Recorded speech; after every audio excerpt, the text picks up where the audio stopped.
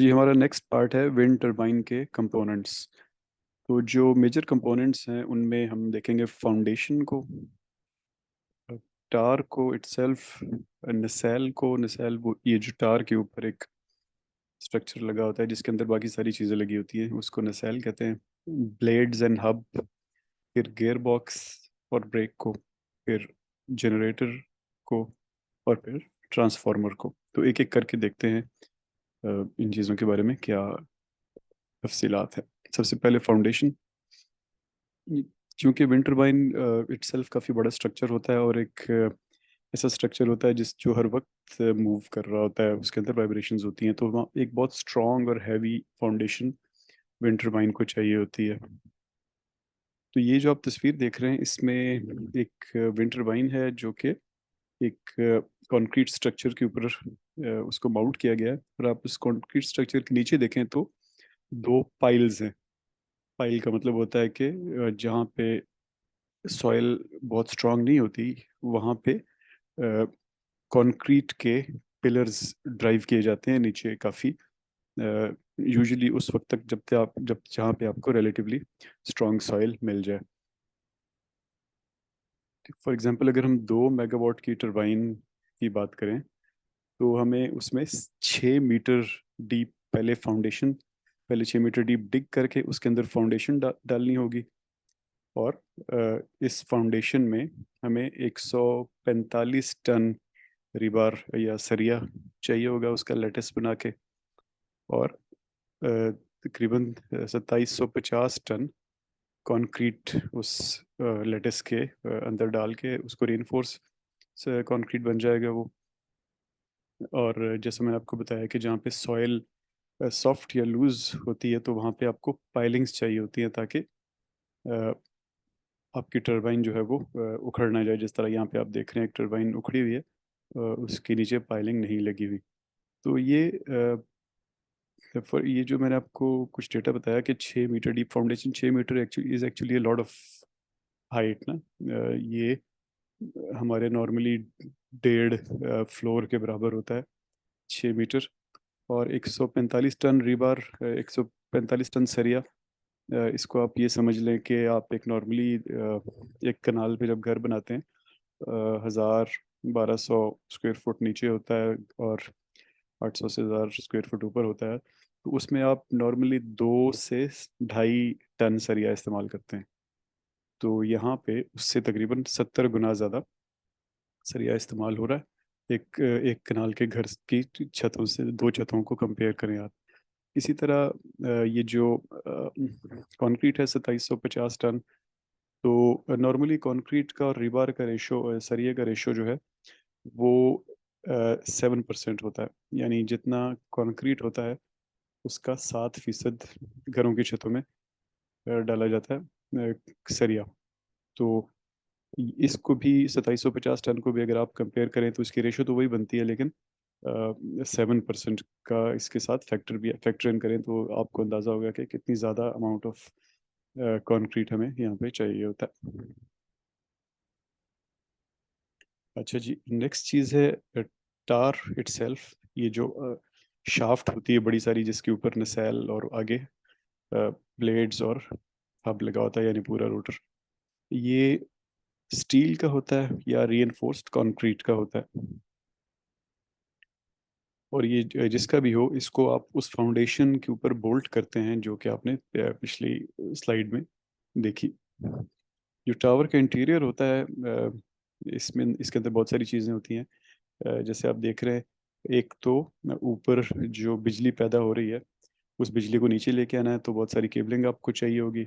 इसी तरह आपको यहाँ से भी ऊपर बिजली भेजनी पड़ेगी, क्योंकि वो जो ऊपर बिजली होती है वो रेडिली काबिल इस्तेमाल नहीं होती। उसको ऑब्वियसली कंडीशन करना पड़ता है, फिर वो काबिल इस्तेमाल होती है। उसको उस फॉर एग्जांपल 220 पे अगर आपकी कोई चीज़ चलनी है, कंट्रोल चलना है ऊपर कोई रिसेल के अंदर, तो 220 की आउटपुट वहाँ में फिर नहीं होती, तो उसको नीचे से बिजली देनी पड़ती है। तो टू एंड फ्रॉम केबलिंग होती है, फिर एक लैडर होती है, यानी नीचे से ऊपर तक जाना है आपने। अ, हमने देखा कि इसकी हाइट जो है वो 300-300 फुट तक होती है। तो इतना ज़्यादा ऊपर जाना है आपने तो एक लैडर चाहिए होती है। और ये लैडर नॉर्मली 300 फुट ऊपर लैडर पे चढ़ना इतना आसान नहीं होता, इवन अच्छे खासे सेहतमंद बंदे के लिए भी, और स्पेशली उस वक्त जब आपने सेफ्टी इक्विपमेंट भी पहनी हुई हो, जब आप शायद कोई चीज़ भी उठा के लेके जा रहे हो जिसको अपने मेंटेनेंस के लिए यूज़ करना है, या ऊपर जो भी एक्टिविटी करनी है आप उसके लिए आपने यूज़ करना है, तो वहाँ पे फिर आपको क्लाइंब असिस्ट चाहिए होता है। Climb assist in in simplest term जो है वो इक्विपमेंट होता है जिसको आप देखते हैं नॉर्मली लोग जो रॉक्स को क्लाइंब करते हुए बांध लेते हैं कि वो गिरते नहीं है उसकी वजह से, वो सिंपल वो वाला होता है। और एडवांस्ड में फिर क्लाइंब असिस्ट ऐसे होते हैं जो कि आपके वेट को भी सपोर्ट करते हैं, मुख्तलिफ वेट्स की सपोर्ट के लिए, 50 20 25 30 40 किलो, 50 किलो, 100 किलो तक, उससे भी ज़्यादा की क्लाइंब असिस्ट मिलते हैं, जिनके अंदर एक मोटर लगी होती है और वो आपके साथ साथ लैडर पे ट्रैवल कर रहे होते हैं, और आपको अपना सारा वज़न या वो चीज़ें जो आप उठा के लेके जा रहे हैं उनका सारा वज़न नहीं आपको उठाना पड़ता, बल्कि आपको असिस्ट करती है वो इक्विपमेंट। और अगर बहुत बड़ा टरबाइन हो और बहुत ऊंची टार हो उसकी, तो वहाँ पे प्रॉपर लिफ्ट्स लगी होती हैं, जिससे आप जैसे बिल्डिंग्स में लिफ्ट लगी होती हैं, इसी तरह फिर टावर में ऊपर यॉ मोटर लगी होती है जो कि आपके हब को हमेशा विंड की तरफ मोड़ के रखती है। इसी तरह आप देख रहे हैं बाकी चीज़ें भी यहाँ पे होती हैं। फिर हब, ब्लेड और रोटर, यानी इनको अगर आप देखें तो आपके जो ब्लेड्स होते हैं उनको जब आप हब के साथ अ, मिलाते हैं तो उस सारे को हम रोटर कहते हैं। और इसी के अंदर हमने पहले भी इस पे बात की थी कि पिच मैकेनिज्म भी लगा होता है, यानी अ, इसको थोड़ा सा हर ब्लेड को थोड़ा थोड़ा टर्न करने का, अप टू 35% भी, 35 डिग्रीज भी टर्न कर सकते हैं। मकसद ये होता है कि आप ज़्यादा से ज़्यादा लिफ्ट हासिल करें और आपको आरपीएम्स रोटर के ज़्यादा मिले, ताकि आप ज़्यादा बिजली जनरेट कर सकें। नॉर्मली जो छोटे टरबाइंस होते हैं उनमें पूरे के पूरे रोटर को नीचे असम्बल करके और ऊपर हॉइस्ट किया जाता है, और वहाँ पे उसको लगा दिया जाता है ड्राइव ट्रेन के साथ। लेकिन जो बहुत बड़े टरबाइंस होते हैं उनमें हब को पहले आप अलग लगाते हैं, और फिर उसके बाद ब्लेड्स को अलग अलग लेके जाके वहाँ पे उसके साथ जॉइन करते हैं। जो नसेल होती है, जैसे मैंने आपको कहा, वो वाला स्ट्रक्चर जिसके अंदर सारी इक्विपमेंट लगी होती है जो कि आपके हब रोटर असेंबली से रोटेशंस लेके आपके पावर जनरेटर को चलाती है। फिर उससे इन दोनों के दरमियान एक गियर बॉक्स लगा होता है जो कि कम रोटेशंस को ज़्यादा रोटेशंस में कन्वर्ट करता है, और फिर उसके पीछे आपके जनरेटर के पीछे इन मैनी केसेस ट्रांसफार्मर्स लगा होता है, और भी बहुत सारी इक्विपमेंट लगी होती है, उसको नसेल कहते हैं हम। ये आपके ऑब्वियसली रोटर को ड्राइव ट्रेन से कनेक्ट करती है। इसके अंदर ड्राइव ट्रेन में बहुत सारे जो पार्ट्स होते हैं वो आपके सामने है। एक रोटर हब के पीछे एक बड़ा बेयरिंग होता है, मेन बेयरिंग, जो कि रोटेशन को असिस्ट कर रहा होता है। फिर उसके पीछे आपकी मेन शाफ्ट होती है, या लो स्पीड शाफ्ट कह लें उसको। फिर एक और बेयरिंग लगा होता है एक हाउसिंग के अंदर, और एक उसके नीचे एक सपोर्ट स्ट्रक्चर होता है। उसके पीछे आपका गियर बॉक्स होता है। या गियर बॉक्स जो है वो आजकल में ऐसी भी टरबाइंस आ रही हैं जिनमें गियर बॉक्स नहीं है और डायरेक्ट ड्राइव ट्रेन है, लेकिन बहुत आजकल वो एक्सपेरिमेंटल स्टेज में है, बहुत कम फील्ड में है, लेकिन प्रॉब्ली फ्यूचर में काफ़ी ज़्यादा होंगी। फिर उसके पीछे एक मैकेनिकल ब्रेक होती है जो कि जब भी आप बंद करना चाहें टरबाइन को उस तो आप उसको इस्तेमाल करते हैं। फिर रोटर आपका जो गियर बॉक्स है, ऑब्वियसली जो उससे बाहर निकलती हुई ड्राइव जो है वो हाई स्पीड होती है, वो फिर कनेक्ट करती है जनरेटर को, और जनरेटर में बिजली पैदा होती है। सेल में और भी बहुत सारी चीज़ें लगी होती हैं, जैसे टेम्परेचर सेंसर्स होंगे, ह्यूमिडिटी सेंसर्स वगैरह होंगे। इसी तरह यॉ मोटर और उसके कंट्रोल हैं। इसी तरह मज़ीद इलेक्ट्रॉनिक कंट्रोल्स आपको थोड़ी देर में हम बात करेंगे, वो चाहिए होते हैं। तो इसमें आप ये तस्वीर में आप देखें नीचे तो एक मेन फ्रेम या बेड प्लेट भी है। तो ये जो है बेसिकली सारा का सारा लोड ले रही होती है और इसको, और जो आपका मेन टावर होता है उसके स्ट्रक्चर को ट्रांसफर कर रही होती है, जो ऑब्वियसली नीचे कंक्रीट और पाइलिंग्स तक ट्रांसफर होता है फिर। अगली चीज़ गियर बॉक्स एंड ब्रेक है।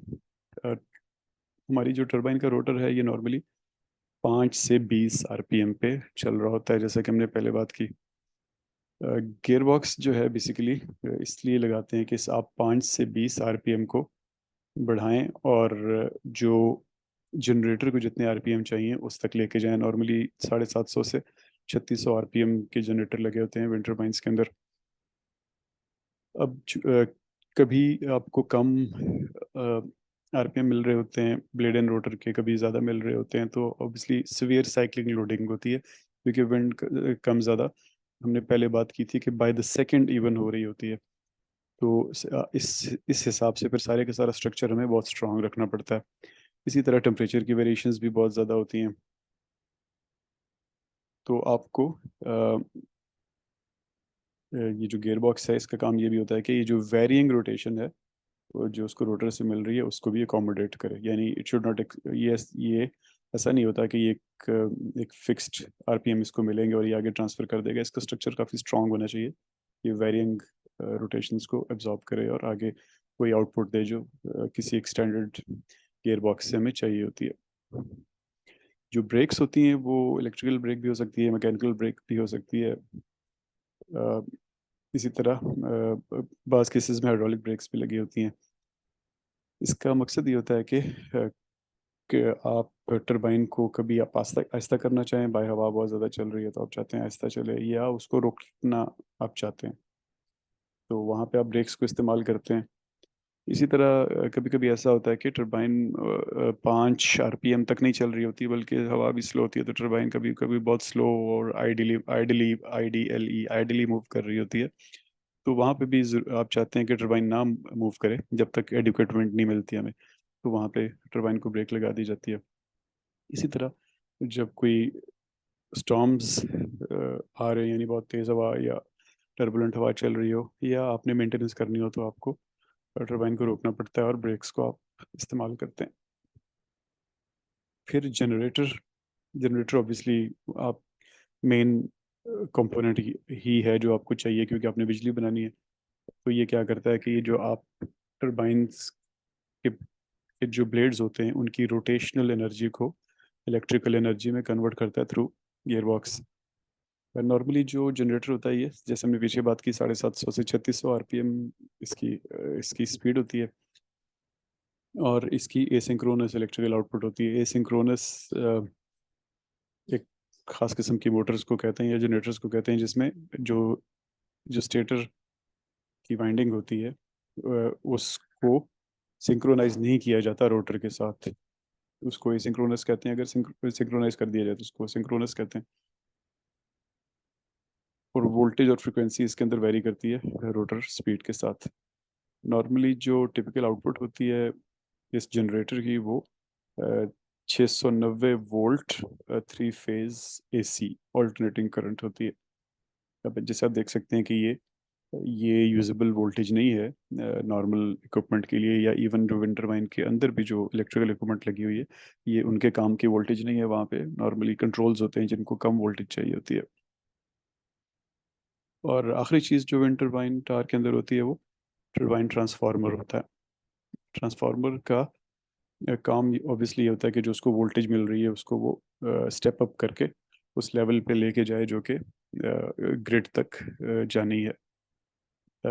ये या तो नसेल के बिल्कुल एंड पे लगा होता है, यानी आखिरी कंपोनेंट होता है इसके, उसके बाद इसके कंट्रोल्स होते हैं, या ये टावर के बेस पे लगा होता है। इन सम केसेस ये हर हर टावर के लिए अलग नहीं भी होता, मल्टीपल टावर्स के लिए एक भी लगा होता है। तो इसका काम ये होता है कि 10 से 30 हज़ार वोल्ट में कन्वर्ट कर दे उस वोल्टेज को जो उसको 690 के अराउंड मिल रही है। और इसके अंदर इलेक्ट्रॉनिक्स भी होती हैं जिनका काम ये होता है कि आप ये जो पावर जनरेट कर रहा है, करंट जनरेट कर रहा है, इसको कंडीशन किया जाए।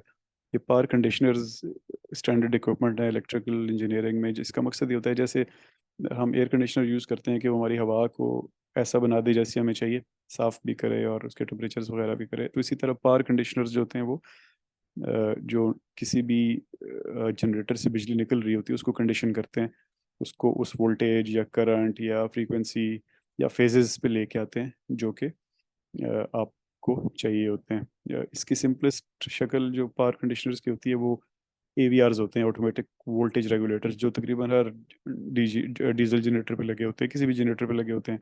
और ऑब्वियसली यहाँ पे उसकी एक एडवांस शक्ल होती है जो कि उस पावर को ग्रिड के साथ मैच करती है। आपकी ग्रिड के अंदर जो अ, बिजली है उसकी साथ फ्रीक्वेंसी और फेजेस को मैच करती है। इसके बाद अ, आखिरी चीज़ जो ट्रांसफार्मर से करंट को नीचे लेके जाती है वो बरेड पावर केबल्स होती हैं। ये आपके सारे स्ट्रक्चर से जो बिजली आपको मिल रही होती है उसको लोकल ग्रिड स्टेशन तक लेके जाती हैं। और वो लोकल ग्रिड स्टेशन ऑब्वियसली फिर आपकी वोल्टेज को बढ़ाता है और अ, जो मेन लाइंस की वोल्टेज होती है यानी 220 केवी या उससे भी ज़्यादा वहाँ तक लेके जाती है। तो ये पार्ट्स थे जी विंड टरबाइन के टावर के अंदर।